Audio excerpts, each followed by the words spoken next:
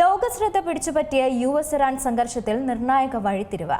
ഇരു രാജ്യങ്ങളും തമ്മിലുള്ള സമാധാന ധാരണയ്ക്ക് വഴിയൊരുങ്ങുന്നതായി റിപ്പോർട്ട്.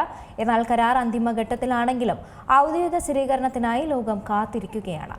ആഗോള എണ്ണ വിപണിയും അതുപോലെ അന്താരാഷ്ട്ര നയതന്ത്ര മേഖലയിലെ വിദഗ്ധരും സംഭവവികാസങ്ങളൊക്കെ തന്നെ സൂക്ഷ്മമായി നിരീക്ഷിക്കുന്ന ഒരു സാഹചര്യത്തിലാണ് US പ്രസിഡന്റ് ഡൊണാൾഡ് ട്രംപ് തന്റെ സമൂഹ മാധ്യമ പ്ലാറ്റ്ഫോമായിട്ടുള്ള ട്രൂത്ത് സോഷ്യലിലൂടെ എന്തായിരുന്നാലും ഈ യുദ്ധം അവസാനിക്കുമെന്ന വിശ്വാസം പ്രകടിപ്പിച്ചിരിക്കുന്നത്. കരാർ നിലവിൽ വന്നാൽ ആഗോള എണ്ണ വ്യാപാരത്തിന്റെ നിർണായകമായ ഹോർമുസ് കടലിടുക്ക് തുറന്നു കൊടുക്കുമെന്നാണ് ട്രംപ് വ്യക്തമാക്കിയത്.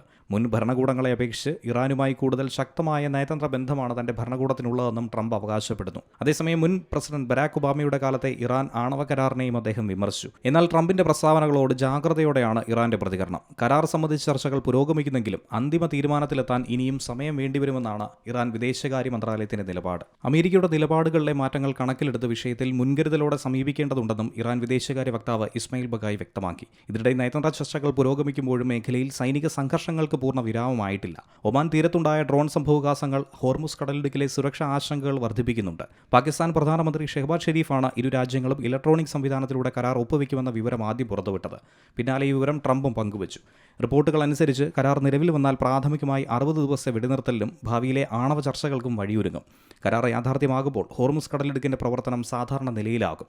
ഇറാനെതിരായിട്ടുള്ള ചില ഉപരോധങ്ങളിൽ ഇളവുകൾ പ്രഖ്യാപിക്കപ്പെടാനും സാധ്യതയുണ്ടെന്നാണ് അന്താരാഷ്ട്ര മാധ്യമങ്ങൾ റിപ്പോർട്ട് ചെയ്യുന്നത്.